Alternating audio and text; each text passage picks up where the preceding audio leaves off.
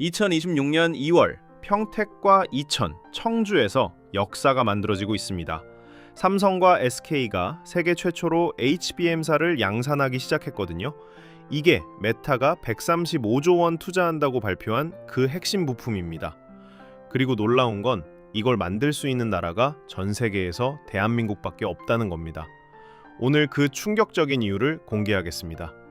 여러분, 대한민국 전략 리포트입니다. 오늘은 아주 중요한 이야기를 가져왔는데요. 지금 이 순간에도 우리 공장에서 기계가 쉬지 않고 돌아가고 있습니다. 무엇을 만들고 있냐고요? 머리카락보다 작은 반도체 칩인데요. 이게 지금 전 세계를 뒤흔들고 있습니다. 그런데 오늘 영상을 보시면서 세 가지 질문을 생각해 보시면 좋겠어요. 첫째, 왜 한국 HBM 기술이 전 세계의 주목을 받는가? 둘째, 한국이 어떻게 세계 HBM 시장의 90%를 장악했나? 셋째, 이게 당신의 국민연금, 당신 손주의 미래와 무슨 상관인가? 자, 시작하겠습니다. 1980년대 한국을 기억하십니까? 우리는 반도체 기술이 하나도 없었죠. 2000년대에 디램 세계 1위를 차지했고요. 2026년 지금 한국은 세계에서 없어서는 안 될 반도체 강국이 됐는데요. 삼성전자와 SK하이닉스는 전 세계 HBM의 90%를 만드는 기업입니다. 40년 만에 이뤄낸 성과죠. 그런데 지금 새로운 전쟁이 시작됐습니다. HBM사, 4세대 고대역폭 메모리 전쟁인데요. 쉽게 말하면 인공지능의 심장입니다. 챗 GPT 쓰시죠? 질문하면 답이 나오는데요. 그 뒤에서 엄청난 컴퓨터가 돌아가고 있습니다. 서버라고 부르는 거대한 컴퓨터 수천 대가 동시에 일하는데요. 그 서버마다 HBM이 들어갑니다. HBM이 뭔지 쉽게 설명드릴게요. 여러분 주방에서 요리하실 때 도마 쓰시죠? 도마가 크면 클수록 한 번에 많은 재료를 올려놓고 빠르게 요리할 수 있습니다. 인공지능도 똑같아요. 넓은 작업대가 있어야 빠르게 일을 처리하거든요. HBM이 바로 이 넓은 도마입니다. 그럼 얼마나 빠르냐고요? 좁은 골목길과 넓은 고속도로를 떠올려 보세요. 골목길은 차 한 대씩만 지나가는데요. 고속도로는 여러 차선에서 수십 대가 동시에 달립니다. HBM이 바로 이 고속도로예요. 그래서 4세대가 나왔는데요. 3세대보다 2배 빨라졌습니다. 전력은 40%덜 먹고요. 그런데 이걸 제대로 만들 수 있는 회사가 전 세계에 딱 3곳뿐입니다. SK, 하이닉스, 삼성전자, 그리고 미국 마이크론인데요. 더 정확히 말하면 제대로 만들 수 있는 곳은 한국 2회사뿐이에요. 여러분, 여기서 잠깐 구독 부탁드립니다. 이런 국가 전략 리포트 놓치지 않으시려면 구독과 알림 설정 꼭 눌러주세요. 자, 계속하겠습니다. 2026년 2월 역사적인 일이 벌어졌습니다. SK하이닉스와 삼성전자가 똑같은 달에 HBM사를 처음으로 만들어 출하하기 시작한 거예요. 세계 최초입니다. 마이크론은요, 2분기에나 시작한대요. 우리보다 2달 늦습니다. 엔비디아가 난리를 쳤거든요. 새로운 인공지능 칩 루빈에 HBM사가 꼭 필요했어요. 엔비디아 최고 경영자 젠슨 황이 한국 회사들한테 부탁했어요. 빨리 만들어달라. 한 달이라도 빨리 달라고 했습니다. 그래서 두 회사가 밤낮 없이 일했어요. 결과가 어떻게 됐을까요? 성공했습니다. 원래보다 3달에서 4달 앞당겨서 2월부터 출하하기 시작한 거예요. 미국도 못 만들어요. 중국도 못 만들고요. 일본도 마찬가지입니다. 오직 한국만 해냈습니다. 그런데 재미있는 게 있어요. SK하이닉스와 삼성전자 두 회사 똑같은 제품을 만들지만 만드는 방법이 완전히 달라요. SK하이닉스는 파트너를 찾았습니다. 대만의 TSMC예요. 베이스 다이를 TSMC한테 맡기고 나머지는 SK가 직접 만듭니다. 안정성에 베팅한 거죠. 삼성전자는 완전히 다른 길을 택했습니다. 혼자 다 하기로 한 거예요. 메모리도 자기가 만들고 베이스 다이도 자기가 만들고 쌓는 것도 자기가 합니다. 업계에서는 이걸 턴키 솔루션이라고 불러요. 열쇠만 돌리면 시동 걸리듯이 한 회사에서 처음부터 끝까지 다 해준다는 뜻입니다. 왜 이렇게 했을까요? 속도가 빨라요. 이 회사 저 회사 왔다 갔다 할 필요 없으니까요. 최적화가 잘 되고요. 비용이 줄어듭니다. 그리고 엔비디아한테 테스트를 받았는데요. 최고 점수를 받았어요. 속도도 가장 빠르고 전력 효율도 가장 좋았대요. 이게 얼마나 대단한 일인지 아세요? 삼성전자는 사실 HBM에서 좀 뒤처져 있었어요. SK하이닉스가 한참 앞서 있었죠. 점유율로 치면 SK가 60%, 삼성이 17% 정도였습니다. 근데 이번 4세대에서 역전 기회를 잡은 거예요. 누가 이길까요? 아직 모릅니다. 게임은 이제 시작이거든요. 하지만 확실한 건 있어요. 두 회사 다 미친 듯이 달리고 있다는 겁니다. 그리고 그 경쟁 덕분에 대한민국이 세계 HBM 시장을 장악하게 됐어요. 자, 이제 진짜 핵심을 얘기해 볼게요. 왜 엔비디아가 한국에 애걸복걸할까요? 이유는 간단합니다. 한국 아니면 답이 없거든요. 엔비디아가 아무리 좋은 인공지능 칩을 만들어도 HBM이 없으면 무용지물입니다. 지금 전 세계 HBM 생산량의 거의 80%를 한국이 만듭니다. 2027년에는 90%까지 올라갈 전망이고요. 10개 중에 9개가 한국산이라는 겁니다. 엔비디아 입장에서 생각해 보세요. 무서운 일 아닙니까? 그래서 엔비디아 최고 경영자 젠슨 황이 작년에 한국 왔어요. 15년 만이었대요. 이재용 삼성전자 회장이랑 만났습니다. 겉으로는 친구처럼 웃으면서 치킨 먹었죠.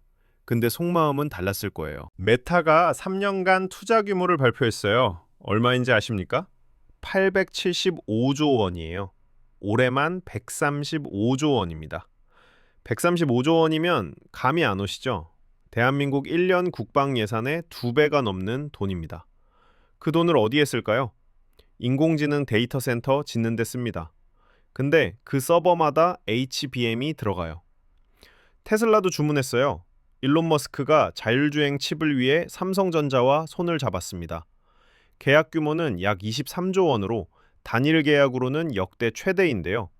머스크는 향후 이 규모가 몇 배로 커질 가능성이 있다고 언급했죠. 23조 원이요. 서울 강남 아파트 33평을 1만 2천 채 살 수 있는 돈입니다. 일론 머스크가 왜 삼성을 택했을까요? 간단해요. TSMC는 물량이 없었어요. 이미 애플이랑 엔비디아가 다 약속했거든요. 남은 건 삼성밖에 없었습니다. 자, 정리해 볼까요? 지금 전 세계 빅테크 기업들이 한국에 줄 서 있어요. HBM 달라고요. 물량은 부족한데 주문은 폭주합니다. 만들면 팔려요. 가격도 올라가고요. 일반 디램보다 5배에서 7배 비싼데도 안 팔릴 걱정이 없어요. 증권사 애널리스트들은 이렇게 전망합니다. 일부 낙관적인 증권사는 올해 삼성전자가 약 60조 원에서 80조 원, SK하이닉스가 50조 원에서 70조 원의 영업이익을 낼 것으로 보고 있습니다. 회사 합쳐 110조 원에서 150조 원 정도인데요. 물론 이건 전망일 뿐이고 실제로는 시장 상황에 따라 달라질 수 있습니다. 자, 이제 조금 더 깊이 들어가 볼게요. 삼성전자가 HBM만 잘 만드는 게 아닙니다. 다른 비밀 무기가 하나 더 있어요. 바로 이 나노 공정 기술입니다. 나노미터가 뭐냐고요? 크기 단위예요. 엄청나게 작은 거죠. 반도체는 이 나노미터 단위로 회로를 그려요. 숫자가 작을수록 더 최신 기술입니다. 지금까지는 3나노가 최신이었어요. 그런데 이제 이 나노 시대가 열렸습니다. 누가 먼저 시작했을까요? 삼성전자예요. 세계 최초입니다. TSMC도 이 나노 만들긴 해요. 근데 삼성이 먼저 상용화했어요. 실제 제품에 넣어서 팔기 시작한 거죠. 갤럭시 S26 폰에 들어갈 엑시노스 2600이라는 칩입니다. 그리고 삼성은 GAA라는 기술을 3나노부터 먼저 썼어요. TSMC보다 빨랐죠. TSMC는 2나노부터 GAA를 시작했어요. 그래서 삼성은 경험이 더 많아요. 이미 3나노에서 시행착오를 다 겪었거든요. 하지만 지금은 수율이 60%까지 올라왔어요. 이 정도면 양산할 수 있는 수준입니다. 자, 그럼 이게 왜 중요할까요? TSMC 물량이 다 찼어요. 애플이랑 엔비디아가 선점했거든요. 그럼 남은 고객들은 어디로 갈까요? 삼성전자죠. 실제로 메타가 삼성을 알아보고 있대요. 퀄컴도 삼성한테 테스트 칩을 보냈고요. 삼성의 이 나노가 그 대안이 됐습니다. 테슬라는 이미 선택했죠. 23조 원짜리 계약이요. 이제 다른 회사들도 줄을 설 차례입니다. 삼성전자에게는 다른 회사가 절대 따라올 수 없는 무기가 하나 더 있어요. 바로 턴키 솔루션입니다. 지금 세계 반도체 시장이 어떻게 돌아가는지 볼까요? 엔비디아는 설계만 해요. 실제로 만드는 건 TSMC한테 맡겨요. 메모리는요, SK하이닉스한테 사야 해요. 다 만들고 나면 조립도 또 다른 회사한테 맡깁니다. 문제가 뭘까요? 시간이 오래 걸립니다. 배 타고 비행기 타고 새 나라를 돌아다니는 거예요. 삼성전자는 다릅니다. 메모리도 자기가 만들어요. 세계 1위예요. 반도체 칩도 자기가 만들고요. 조립도 자기가 합니다.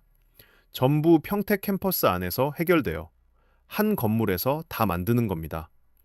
개발 기간이 절반으로 줄어든대요. 비용도 20%에서 30% 절감됩니다. 남의 부품 갖다 끼우면 안 맞을 때가 있거든요. 옷으로 치면 기성복이 아니라 맞춤복인 거죠. 전 세계에서 이게 가능한 회사가 딱 하나뿐입니다.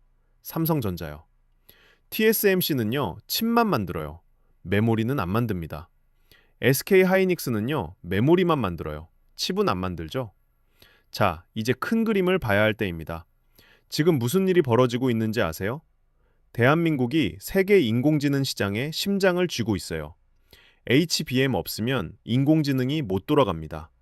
그 HBM의 90%를 한국이 만들어요. 미국도 못 만들어요. 중국도 못 만들고요. 일본도 못 만듭니다. 대만도 마찬가지예요. 오직 한국만 제대로 만들 수 있어요. 과거에는 우리가 메모리만 잘 만드는 나라였어요. 디램 1위, 낸드 플래시 1위. 근데 그건 그냥 부품이었죠. 그런데 지금은 다릅니다. HBM은 대체품이 없어요. 한국 아니면 안 돼요. 그래서 미국 기업들이 난리예요. 구글, 메타, 아마존, 마이크로소프트, 엔비디아, 테슬라 전부 한국에 줄 서 있어요. 이제 상황이 완전히 역전됐어요. 예전에는 우리가 미국 기술 빌려 쓰고 미국 눈치 보고 살았죠. 근데 지금은 미국이 우리 눈치를 봐요. 삼성전자랑 SK 하이닉스가 물량 안 주면 미국 인공지능 산업이 멈춰요. 이게 바로 기술 패권입니다. 한국 정부도 이걸 알아요. 그래서 투자를 엄청나게 늘리고 있어요. 2047년까지 반도체 부문에 700조 원 투자한대요. 700조 원이요. 대한민국 1년 예산보다 많은 돈입니다. SK 하이닉스는 용인에 반도체 클러스터 짓고 있어요. 투자 규모가 얼마인지 아세요? 600조 원이에요. 원래는 120조 원 계획이었대요. 그런데 5배로 늘렸습니다. 왜 그랬을까요? 수요가 너무 많아서요. 그럼 우리는 무엇을 준비해야 할까요? 첫째, 이 흐름을 이해하고 있어야 합니다. 삼성전자 주가가 오르락내리락 해도 당황하지 마세요. 큰 그림을 봐야 해요. 지금 삼성과 SK는 역사상 가장 큰 기회를 잡았습니다. 둘째, 국민연금과도 연결됩니다. 국민연금이 어디에 가장 많이 투자했는지 아세요? 삼성전자예요. 지분의 약 7%를 갖고 있는데요. 작년에 삼성 주가가 45% 올랐습니다. SK 하이닉스는 더 놀라워요. 거의 2배 가까이 올랐거든요. 삼성이 잘 되면 국민연금 수익률이 올라가요. 여러분이 나중에 받을 연금이 늘어나는 겁니다.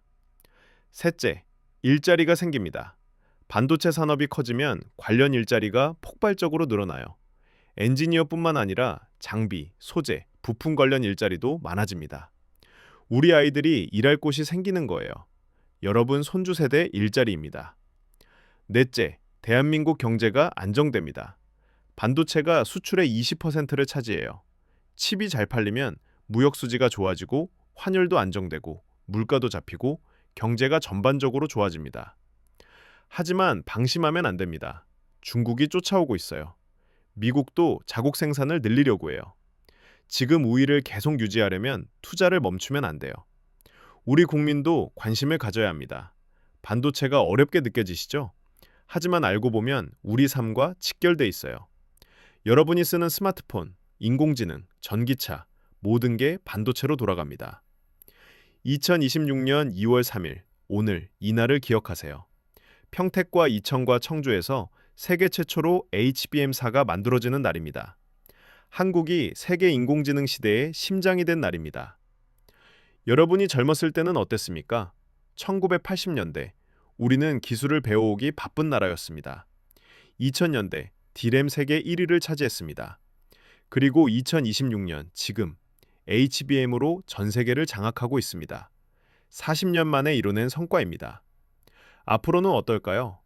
2030년에는 시스템 반도체에서도 세계 2위를 목표로 합니다. 여러분 손주가 어른이 됐을 때 한국은 반도체 최강국일 겁니다. 메모리 강국이자 시스템 반도체 강국. 이게 우리가 만들어갈 미래입니다.